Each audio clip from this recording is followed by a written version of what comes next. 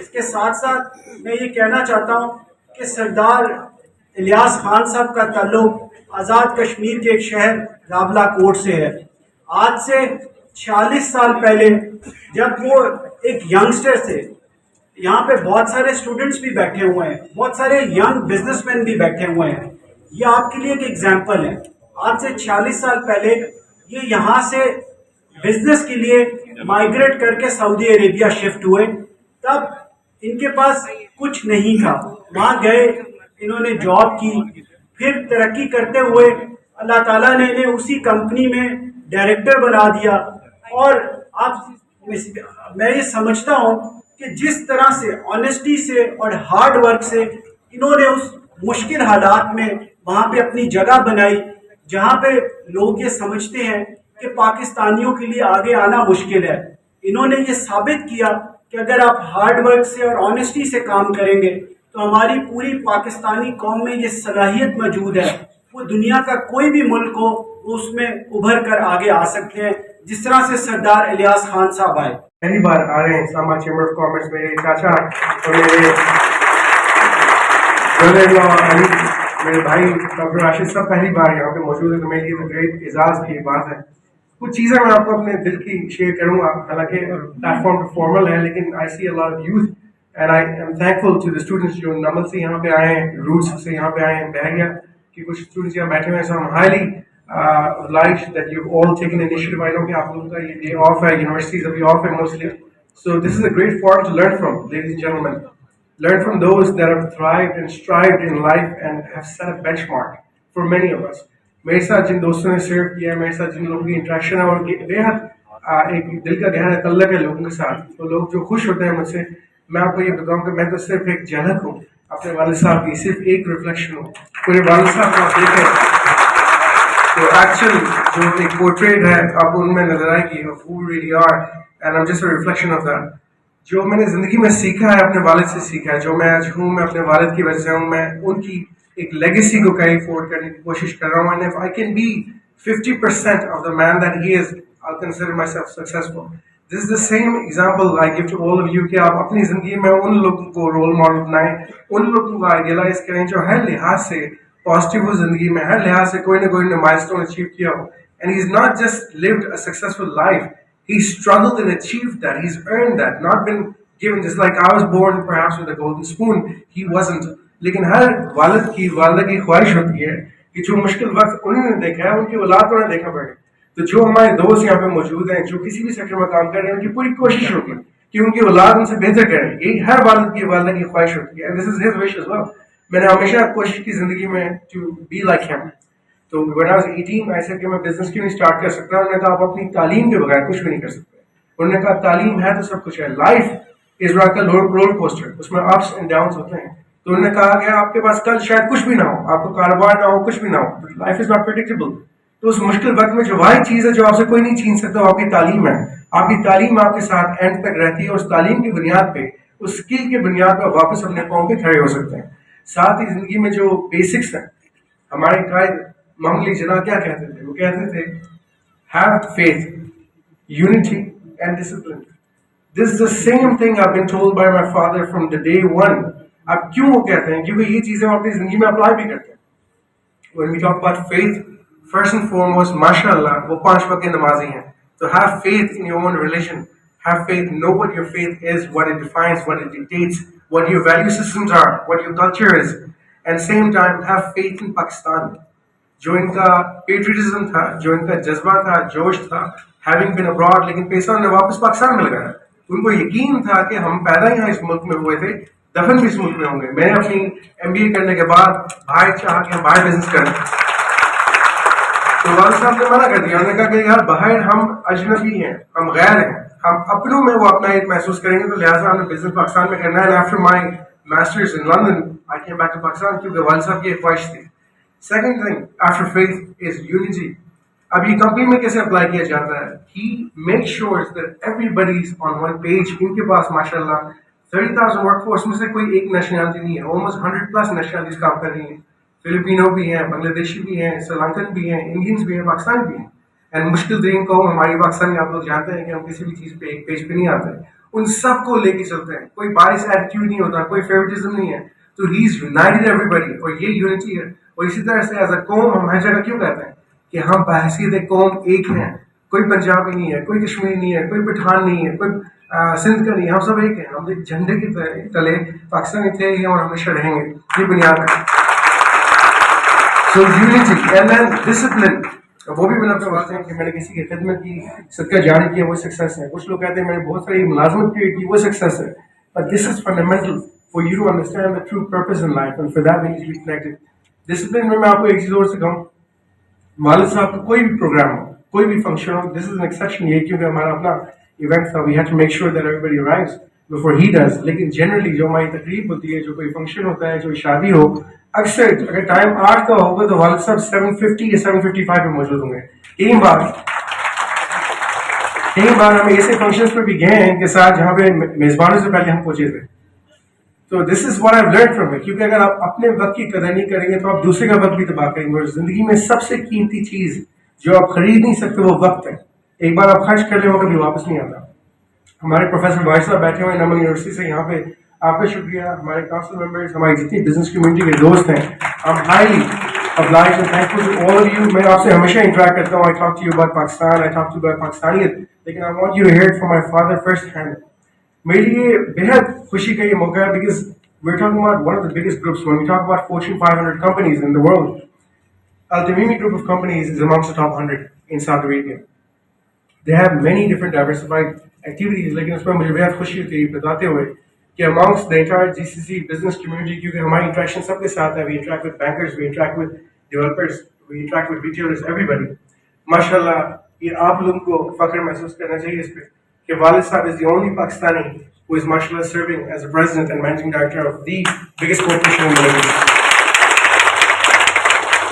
He's serving in the capacity of a partner as a shareholder, और वो जो उनके साथ affiliation है वो इस तरह के affiliation है कि वो आज भी वालिद साहब को अपने भाई मानते हैं, अपना एक फैमिली मेंबर मानते हैं, जिसकी वजह से वालिद साहब को पाकिस्तान नहीं ला सकते। हम बेहद कोशिश करते हैं कि आज ये आए बिजनेस में अपना जो एक्सपीरियंस है वो डालें, because I learn from him every single day. मेरे वालिद इटसेल्फ एक इंस्टीट्यूशन है। मैं इनको हमेशा ये कहता हूँ आप एक किताब लिखें, वो किताब आप लोगों के दोस्तों के लिए बहुत फायदेमंद होगी, because he is never negative. मैं कभी भी इनके साथ महफिल में बैठता हूँ, ये बहुत इंपॉर्टेंट है। हम हमेशा, मैं खुद भी तनकीद करता हूँ, कुछ चीज़ों को क्रिटिसाइज करता हूँ, वालिद साहब कभी कॉमेंट नहीं करते, चाहे किसी की बुराई हो, किसी की तनकीद हो, कभी उसमें पार्टिसिपेट नहीं करते। सुनेंगे लेकिन कभी उस पर क्रिटिसाइज या कॉमेंट नहीं करते, क्योंकि बुराई से बुराई फैलती है, अच्छाई से अच्छाई फैलती है। बुराई में आप और डालेंगे और ज्यादा करवाट फैलेगी। So is always positive. This is what I learn from जो मेरे दोस्त मौजूद हैं, जो हमेशा कहते हैं, पूछते हैं। हमारे असद खताबी साहब, मेरे प्रेसिडेंट, ने मुझसे पूछा था कि आप सबको कैसे खुश रखते हैं, तो वो खुशी का राज मेरे वालिद है। ये सब कुछ मैंने अपने वालिद से सीखा है। सबको साथ लेके चलना, किसी को मायूस ना करना, किसी की दिलजाई ना करना, किसी को किसी भी लिहाज से गम ना पहुंचाना, और हमेशा सबको साथ लेके एज ए टीम सबको यस कहना। I'm not saying कि हम सारे गलत काम करने हैं, but I'm saying say yes to those things which is justified, which are on merit। अपनी कुर्सी के साथ इंसाफ करना। वालिद साहब हमेशा कहते हैं कि जब आप किसी पे ओहदे पे बैठते हैं, और ये मैं आज से कहता हूँ, वालिद साहब कहते हैं कि आप बावजूद पे बैठें, आप उसके साथ इंसाफ करें उस कुर्सी का, क्योंकि कल हिसाब होगा कि आपके पास वो ओहदा था, चाहे छोटा या बड़ा, वो जरूर होगी कि आपने उसके साथ किया क्या।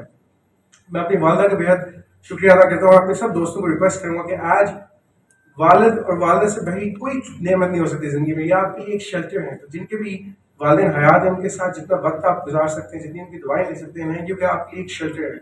जिनके वालिदैन नहीं होते, उनसे कोई पूछे कि वो शेल्टर या वो जो उनके लिए एक शेल है वो खत्म हो जाती है, उसके बाद वो एक्सपोज्ड है टू द एलिमेंट्स। एलिमेंट्स में आपको पता है we have so much issues in Pakistan, so much issues in the world. वो जो दुआ होती है आपके सर पे, वो खत्म हो जाती है। तो मैं आप सबसे आज इस फॉर्म पे रिक्वेस्ट करूंगा कि मेरे वालिदैन के लिए, इनकी सेहत के लिए आप लोग हमेशा दुआ करें। सेहत से बढ़ कोई नियामत नहीं है। So dua is all we need, and we have to as a family. मेरी पूरी फैमिली बैठी हुई है मेरे सामने, मेरी जो बिजनेस कम्युनिटी है, you know, as a family we're going to grow together. Have faith in Pakistan like we all do. हमारी बहुत सारे इश्यूज हैं, बहुत मुश्किलात हैं हमारे। हम ऐवानों में भी जाते हैं, हम नेशनल असेंबली में भी जाते हैं, सेनेट में भी जाते हैं, बहुत इलेक्शन होती है। और अनफॉर्चुनेटली जो लोग बैठे हुए हैं, I cannot say that they're relevant, I cannot say they're irrelevant either, लेकिन the ones that are there are not serving their purpose. I can promise you कि अगर बिजनेसमैन और मैं शायद कभी अगर जिंदगी में मौका मिला कुछ करने का as far as the government is concern, तो मेरी काबीना तो मेरे सामने बैठी हुई है, शायद एक दिन से ज्यादा मुझे नहीं लगेगा ये काबीना फाइनेंस करने में, क्योंकि जो बिजनेसमैन पल्स समझता है इकोनॉमी का कोई नहीं समझ सकता। जैसे हमारे दोस्त बैठे हुए हैं, खालिद जावेद साहब हैं, हमारे इजाज भाई साहब हैं, तारिक सादिक साहब हैं, मियां अकरम फरीद साहब, करीम अजीज साहब। करीम अजीज साहब ने कोविड-19 में हमने कहा इस्लामाबाद में ऑक्सीजन की कमी है, तो उन्होंने कहा कि मैं अपनी फैक्ट्री से ऑक्सीजन दे दूंगा, इस्लामाबाद में ऑक्सीजन की कमी नहीं होगी। सियालकोट चैम्बर ऑफ कॉमर्स ने अगर सियालकोट में अपनी एयरलाइन बनाई है, तो दोस्तों हमने पूरे इस्लामाबाद बनाया है। ये बिल्डिंग इस्लामाबाद चैम्बर ने खुद बनाई है। हम बहुत कुछ कर सकते हैं। हमारे जितने पार्क स्ट्रीट में देखें, जो आपने लैंडस्केप आप देखते हैं, जो क्लॉक बनी हुई है, हमारे तो एज अब गुजर गई है, लेकिन हमारी जो नई जनरेशन है उनके लिए ये हो सकता है उनको काम आए। तो जैसे कि एग्जैक्टली कहा गया है कि मैं 1976 में यहाँ से सऊदी अरब गया था। जैसे कि हर आदमी स्ट्रगल करता है अपनी लाइफ में, तो हम भी गए। तो उस वक्त जो हमारी कंपनी थी वो बेसिकली अमेरिकन और सऊदी कंपनी उन्होंने जेवी किया था।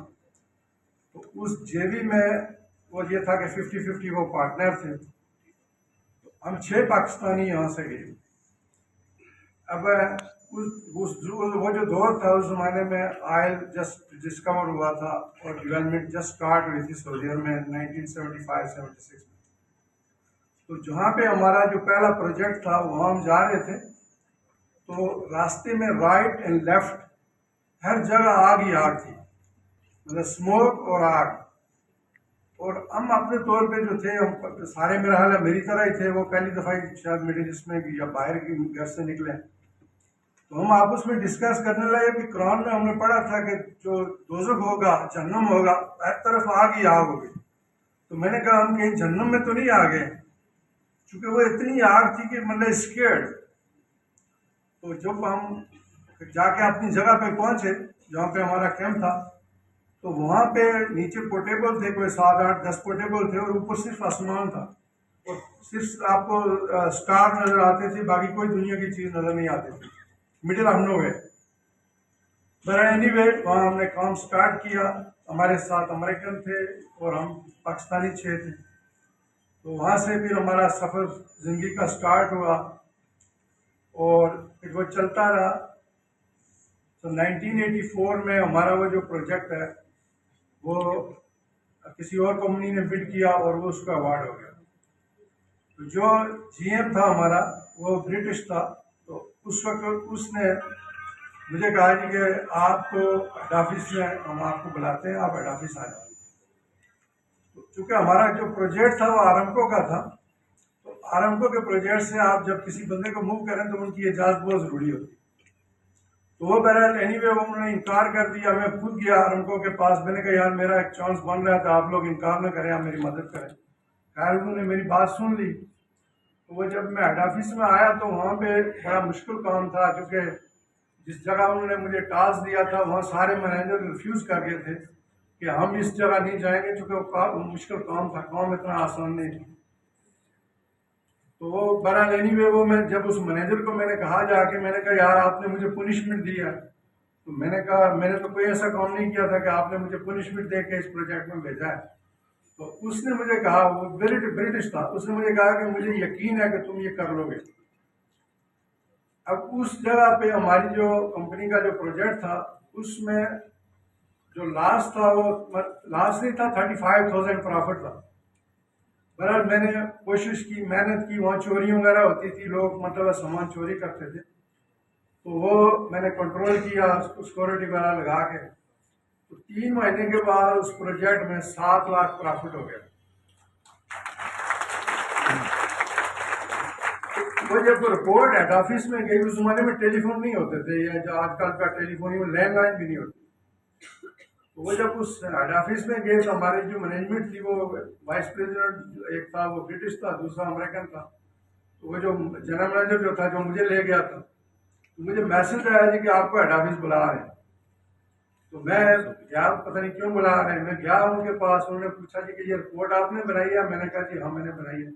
कहते हैं आप कितनी एक्यूरेट है? मैंने कहा मैंने अपनी जो एक्सपीरियंस है उसके बेस पे तो मैंने बनाई है, मुमकिन है 80% एक्यूरेट हो। तो उन्होंने कहा अच्छा तो इसको हम देखते हैं। उन्होंने रिपोर्ट रख ली। तो मुझे 8-10 दिन के बाद दोबारा बुलाया। उन्होंने कहा जी कि ये प्रॉफिट जो आपने कमाया है कैसे कमाया। तो मैंने उनको समझाया कि भाई ये यहाँ पे चोरी हो रही थी और इस तरह के गजलमेंट और इस तरह के मामला थे, तो कुछ उनको कंट्रोल किया तो इसलिए ये प्रॉफिट मतलब हो गया। तो उन्होंने मुझे कहा जी कि आप ऐसे करेंगे, हम आपको अगर अलाउ करेंगे ये कहाँ इन्वेस्ट करेंगे ये पैसा। तो मैंने उनको कहा कि इस कैंप को हम अपग्रेड करेंगे तो मतलब इम्प्रूव हो जाएगा। तो उन्होंने मुझे कहा जी कि आपने किसी जो हमारे सऊदी पार्टनर हैं उनको नहीं बताना है। मैंने कहा मैं उनको जानता ही नहीं हूँ, मैं कभी मिला ही नहीं हूँ, कौन है वो। तो मैंने कहा जी मैं उनसे कभी मैं उनको नहीं जानता। पर एनीवे वो सिलसिला चलता रहा। तो वहाँ पे वो एक चीज़ कंपनी में मशहूर हो गई कि भाई एक बंदा ऐसा आया है जो कास्ट कंट्रोल करता है, वो मतलब भीतर एडमिनिस्ट्रेटिव करता ही हो। तो उन्होंने मुझे कहा जी कि आप रेट कम करें, क्योंकि वो अपनी कंपनियों को चार्ज कर रहे थे। तो वो फिर मैंने रेट कम किए। रेट कम करने के बाद उनको फिर भी प्रॉफिट ज़्यादा आ रहा है। फिर उन्होंने कहा जी कि अच्छा है ऐसे करें कि हम मजीद कंपनियां जो दूसरी कंपनियां थी उस वक्त हमारा ग्रुप बहुत बड़ा ग्रुप था, मैं अब्दुल्ला फवाद ग्लोबल और वो थे। तो उन्होंने कहा जी कि अच्छा आपको बाकी कंपनियों के कॉन्ट्रैक्ट भी दे देते हैं। तो वो वहाँ कुछ किसी में कोई गोरा था, किसी में कोई अरबी था, किसी में लबनीज था, वो कोई था। तो मैंने कहा जी ठीक है, वो कास्ट भी उनकी मैंने कम की और उन्होंने मुझे दिए। तो वो मतलब पूरी जगह मतलब समझा कोई हर जगह ये पॉपुलैरिटी हो गई कि जी वो एक बंदा पाकिस्तानी आया जो ये मतलब है कास्ट नीचे कर रहा है और कंपनी का बड़ा फायदा दे रहा है। और उसके बाद जब कंपनी हमारी अपनी कंपनी जो उस वक्त थी, मैनेजमेंट हमारे पास 40 गोरे थे, अमेरिकन थे, उनकी सैलरियाँ ज़ाहिर है बहुत ज़्यादा थी। तो कंपनी को प्रॉफिट जो हो रहा था वो उनकी सैलरियों में चले जाता था।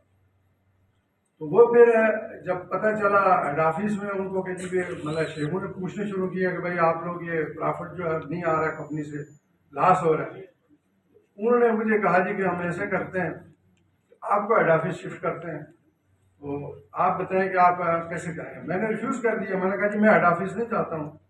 मैंने कहा जी आपने PhD और पता नहीं कहाँ कहाँ से जब बीटे बनाते हैं तो जर्मनी से, अमेरिका से, इंग्लैंड से लोगों को बुलाते हैं। तो मैंने कहा मैंने तो कभी बीटे बनाई नहीं है, ये टेक्निकल प्रपोजल है। मैंने कहा ये मतलब बिलियंस ऑफ रियाल्स की बीटे होती है, मैं कैसे बनाऊंगा।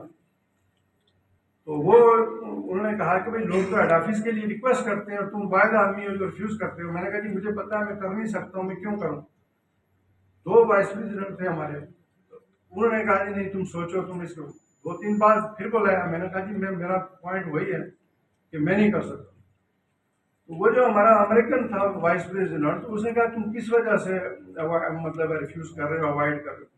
मैंने कहा जी मैं इसलिए कर रहा हूँ कि मैं ये मेरी फील्ड नहीं है, मैं काम नहीं किया, मैं गलत काम मैं नहीं किया, कल कंपनी में नुकसान होगा, मैं क्यों करूँ। उन्होंने कहा जी अच्छा ऐसे करते हैं कि अगर वो फंस गया, तुम्हें कोई ऐसा प्रॉब्लम है जिसकी वजह से समझते हो टेक्निकल प्रपोजल में या ऐसी कोई प्रॉब्लम होगी तो वो हम तुम्हारी हेल्प करेंगे, मतलब तुम्हारी सपोर्ट करेंगे। तो उन्होंने मुझे जो जब हेड ऑफिस शिफ्ट किया उन्होंने, उसके बाद उन्होंने कहा जी कि अच्छा मतलब इसको हम दोनों मतलब ऑपरेशन भी दे देते हैं और ये जो बिल्डिंग का काम है वो भी दे देते हैं। लेकिन कंपनी फिर भी जो है ना उस वक्त चूंकि ऑपरेशन जो ज्यादातर हो रहे थे वो कंपनी लॉस में। तो फिर एनीवे उसके बाद जो हमारा जो इस वक्त चेयरमैन है वो उस वक्त मेरी एज के थे, वो अमेरिका से पढ़ के आए। तो उनको जब अपने वालिद ने कहा कि भाई ये कंपनी लॉस में है, इसका कुछ करें तो आप इसको देखें कि क्या हो सकता है। तो उसने फिर मुझसे बात की कि भाई अगर हम ये कंपनी लॉस में है और इसको आप कैसे इम्प्रूव करेंगे। तो मैंने उससे कहा भाई 40 तो गोरे, सीधी बात यह है कि इन गोरों को निकालें। तो कहते हैं अच्छा इनको फायर कर दें। मैंने कहा मैंने अगर फायर कर लिया तो तुम्हारा बाबा आके मुझे रोकेगा भाई गोरों को क्यों फायर किया। तो ये मैं उसके साथ कहता है नहीं वो बाबे से मैं पहले बात करूंगा, तुम फायर करोगे। तो खैर गोरे मैंने निकाले, फिर कंपनी को स्टार्ट किया। उस वक्त हमारा टर्नओवर जो था वो मेरा हाल 37 मिलियन था जब वो कंपनी स्टेज पे खोलती, 300 एम्प्लॉय थे। तो फिर भावे ने उस दौरान बहुत बुरे हालात थे 1982 में जब ऑयल प्राइस $8 पे आ गई थी। तो उस वक्त जो ग्लोबल कंपनी थी हमारी अमेरिकन पार्टनर जो थे उन्होंने कहा जी कि हम बिजनेस यहाँ से वाइंड अप कर रहे हैं, हम अपना शेयर जो है नाम जो है वो अपना शेयर आपको देते हैं और आप ले लें। उन्होंने कहा जी कि हम यहाँ से वापस जाते हैं। तो वो जो क्राइसिस आ गए सारे बिजनेसमैन उस वक्त, हमारा जो दूसरा पार्टनर था सऊदी वो बैंकक्रप्ट हो गया। तो वो हमारे चेयरमैन ने मुझे बुला के, जो बाबा था उससे बुला के कहा कि जी आप, मैं 6 महीने का आपको टाइम देता हूँ, अगर 6 महीने में इम्प्रूव कुछ हो सकता है तो ठीक है, नहीं तो इस कंपनी को भी बंद कर दो। मैंने कहा ठीक है, आप बंद कर दें इसको। 6 महीने में खैर मैंने कोशिश की, कुछ मैंने प्रोजेक्ट वगैरह लिए, तो उसके बाद कंपनी थोड़ी इम्प्रूव होनी शुरू हो गई। तो उनको जब रिपोर्टें वगैरह मिली कि भाई कंपनी अब बेहतर हो रही है, तो फिर उसने मुझे कहा जी कि ठीक है, हम आपको, वो जो गोरा था उसकी जगह उन्होंने कहा जी कि मैं आपको जनरल मैनेजर बना देते हैं। तो जब उसने कहा जनरल मैनेजर, मैंने रिफ्यूज़ कर दिया। मैंने कहा कि मैं जिस पोजीशन में हूँ इसी में ठीक हूँ, मैं जनरल मैनेजर नहीं बनना चाहता। तो वो मुझे उसने डायरेक्ट नहीं कहा, उसने अपने बेटे को कहा। मुझे नहीं पता था कि वो मुझे कह रहा है या वो बेटा उसका कह रहा है। तो उसका बेटा एक दिन दरवाजा बंद करके मुझे पूछता है, तुम्हें मसला क्या, क्यों नहीं मार रहे हो? तो मैंने कहा ये जितना लॉस हुआ है वो सारा मेरे खाते में जाएगा, आप लोग कल जो मेरी क्रेडिबिलिटी है वो खत्म हो जाएगी। उसने कहा आज के वक्त पहला जो लॉस है वो तुमसे कोई नहीं पूछेगा, वो हम अभी मैं लिख के देता हूँ, आज से पहला लॉस तुम्हारे खाते में नहीं है, जो फ्यूचर का लॉस है वो फिर तुम जिम्मेवार हो। तो मैंने कहा एक शर्त है कि वो जो गोरा है उसको आप फायर नहीं करेंगे, वो काफी पुरानी एज का बंदा था, 80-90 साल उसकी एज। मैंने कहा इसको आप फायर नहीं करेंगे। मैंने कहा इसको फायर करेंगे तो वो सोचेगा कि मैंने उसको फायर कराया। तो मैंने कहा मैं किसी के रिस्क के ऊपर मैं नहीं चाहता हूँ कि मैं लात मारूं। उसने मुझसे प्रॉमिस किया, उसने कहा कि हम उसको फायर नहीं करेंगे, उसको कोई और जवाब दे देंगे, उसको फायर नहीं करेंगे। पर एनीवे उसके बाद जब मैंने full fledge as a GM company को टेक ओवर किया, तो फिर अल्हम्दुलिल्लाह फिर हम मतलब कंपनी को एक्सपेंड करते रहे। तो इस वक्त हमारी जो कंपनी है वो पूरे मिडिल ईस्ट में, मतलब वी आर नंबर 1। अभी हमें न्योम में अवार्ड मिला है 5th लार्जेस्ट कंस्ट्रक्शन कंपनी, और कैटरिंग एंड मेंटेनेंस में इस वक्त we are serving around 800,000 meal per day.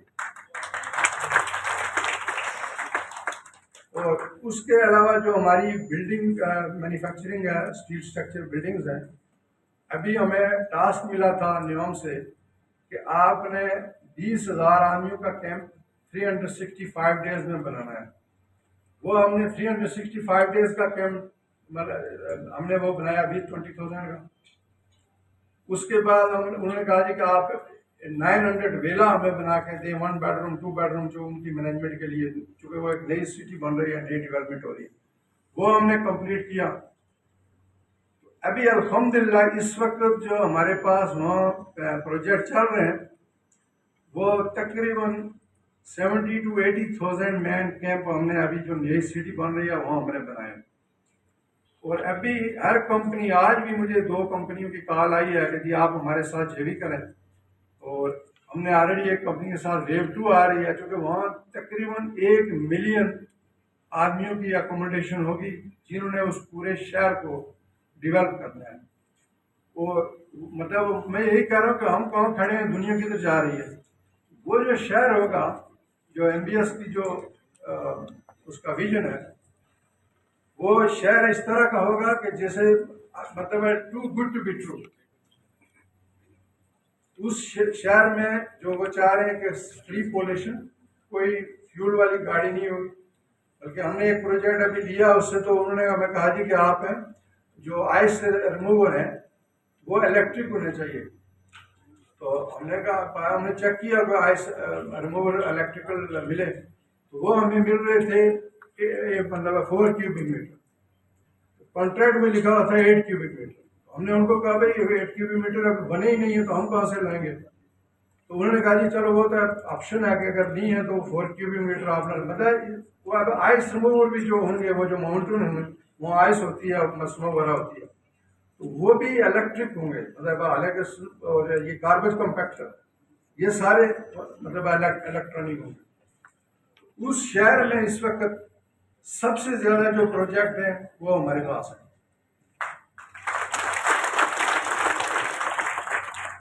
और इस वक्त कंपनियां जो है वो मतलब सिर्फ मतलब लास्ट टाइम मैं अब आपको ये मत बताऊं कि ये मतलब अपने मुंह मिठू नहीं बनना चाहिए, लेकिन लास्ट टाइम हमारी एक कंपनी है, वो बहुत बड़ा ग्रुप है, वो भी बल्कि उन्होंने पाकिस्तान में भी उन्होंने वो राइस मिल वगैरह लगाई हुई है। तो उनका जो चेयरमैन है उसको मैं चूँकि मान नहीं रहा था कि हम उनके साथ जेवी करें, तो वो हमारे चेयरमैन ने कहा जी कि यार ये अच्छे लोग हैं, इनके साथ हम जेवी करेंगे, आगे चल के हमने और इनके साथ बिजनेस करनी है। तो वो स्पेशल उनका जो चेयरमैन उसने आके वो जो मतलब हम हमारे साथ में जो चेयरमैन के साथ उसके भतीजे के साथ उसने उनके साथ शेक हैंड किया, मेरे साथ आके वो सऊदी स्टाइल से जिस तरह वो पक्कियों करते हैं मेरे साथ आके उसने पक्कियों की। उसका रीजन ये था कि उसको पता था कि ये नहीं, ये मानेगा तो मान जाएंगे, बाकी के ये नहीं मानेगा तो इसका मतलब हमारा काम नहीं होगा। तो मैंने उसे कहा ठीक है हम कर लेते हैं। तो मैं ऐसे ये यंग यूथ जो लोग बैठे हुए हैं, मैं हमेशा ये कहता हूँ कि दुनिया में कोई चीज इम्पॉसिबल नहीं है। ओनली थिंग इज इम्पॉसिबल कि आप किसी को लाइफ नहीं दे सकते, आप किसी को जिंदगी नहीं दे सकते, वो अल्लाह ताला ने अपने अख्तियार में रखा हुआ है। बाकी आप देखें जितनी कौम ने तरक्की की है, जितने बिजनेसमैनों ने तरक्की की है, आजकल मतलब मीडिया का दौर है, यूट्यूब फेसबुक वगैरह, उसमें सारी चीजें होती हैं, कोई ऐसी चीज मतलब हिडन नहीं है या कोई आदमी लिप सेलिंग नहीं कर सकता। उसके लिए क्या चाहिए? उसके लिए मेहनत चाहिए, कमिटमेंट, हार्ड वर्क और ऑनेस्टी। उसकी एक और मिसाल मैं आपको दूंगा। आजकल अक्सर जब यंग जनरेशन आती है हमारे पास इंटरव्यू वगैरह के लिए, घर में तो अब नहीं लेता इंटरव्यू, लेकिन कभी कभार कोई सीनियर बंदा है, मतलब सीनियर पोजीशन का कोई बंदा अगर हायर करें तो वो फिर मैं पर्सनली भी उसका इंटरव्यू लेता हूँ। होता क्या है कि एक साल एक कंपनी में लगाया, दूसरी जब 1000 रुपया फालतू मिला तो वो उस कंपनी में चला जाएगा, 2000 फालतू मिला तो चला जाएगा। वो लॉन्ग लास्टिंग नहीं है, वो विंडो शॉपिंग है। देखिए मैं आपको एक और एक्सपीरियंस आपको बताऊं कि मतलब मेरा ख्याल आज से 30-35 साल पहले की बात है।